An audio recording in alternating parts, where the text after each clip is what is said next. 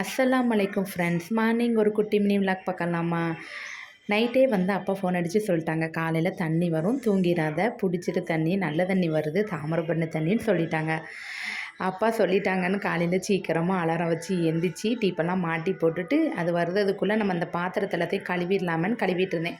என்ன தான் நம்ம வந்து தாமிரபரணி தண்ணி இருந்தாலுமே அது டேஸ்ட்டாக தான் இருக்கும். மற்ற தண்ணி வந்து ஒரு நாள் விட்டு ஒரு நாள் நல்ல தண்ணினா இன்னொரு நாள் சப்பை தண்ணி விடுவாங்க. தாமிரபரணி தண்ணி டேஸ்ட்டாக தான் இருக்கும். ஆனால் கழுவும் போது அடியில் ஃபுல்லாக மண்டியாக இருக்குது.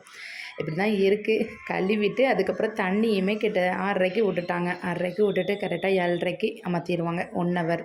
இந்த தண்ணி பிடிக்கிறது எனக்கு சுத்தமாகவே பிடிக்காது. இருந்தாலும் நம்ம குடிக்கிறதுக்கு தண்ணி அத்தியாவசியமான ஒன்று தான். இருந்தாலும் நம்ம தான் பிடிக்கணும்னு சொல்லி பிடிச்சிக்கிட்டே அப்படியே மேற்கொடி வந்தேன்.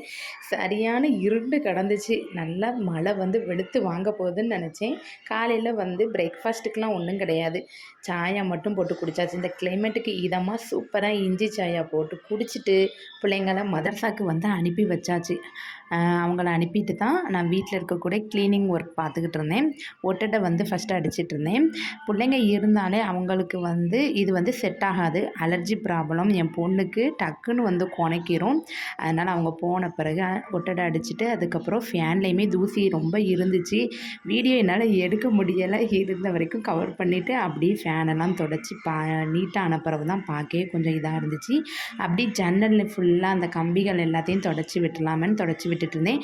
ஏற்கனவே ஹஜ்ஜி பெருனா வந்து கிட்டத்தட்ட 7ஆம் தேதி வந்துடும்.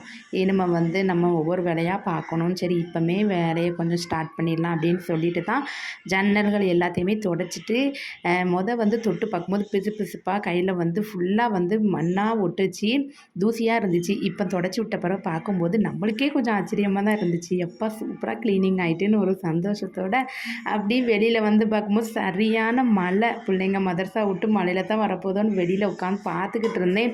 பிள்ளைங்களுக்கு கொடையை எப்படி கொடுத்து விட வைக்க அப்படின்னு சொல்லிட்டு பிள்ளைகளை அதுக்கப்புறம் கையோடு கூட்டுகிட்டே வந்தேன் மழையில் நனையாமல். சரியான மழை. இன்றைக்கி வந்து வேலை ஒன்றும் கிடையாது. லன்ச்சு வந்து செய்யணும்னு நேற்று வந்து போட்ட பிரியாணி இருந்துச்சு. அதை சூடு பண்ணி சாப்பிட்லாமன்னு இட்லி பாத்திரத்தில் அவிச்சு வச்சுக்கிட்டு இருந்தேன். இதில் இருக்கக்கூடிய பீசஸ் எல்லாத்தையுமே எடுத்துட்டு மிளகாய்த்தூள், சீரகத்தூள், மிளகுத்தூள் போட்டு உப்பு போட்டு சூப்பராக வந்து ஒரு கிரேவின்னு சொல்ல முடியாது, ஃப்ரை பண்ணியாச்சு. ரொம்பவே டேஸ்ட்டாக இருந்துச்சு. இந்த மினி விளாக் பிடிச்சிருந்துச்சின்னா மறக்காமல் லைக் பண்ணுங்கள். ஓகே, பாய்.